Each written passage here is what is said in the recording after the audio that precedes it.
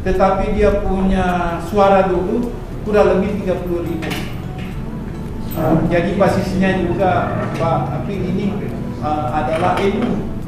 Mudah-mudahan bisa kita mungkin bersama-sama termasuk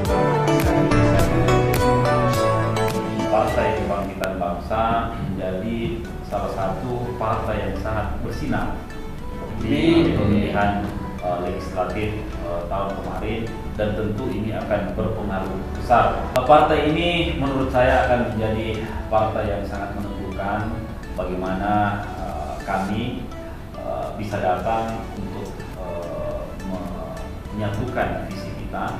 Kami juga ingin membawa Makassar jauh lebih baik daripada apa yang kita rasakan.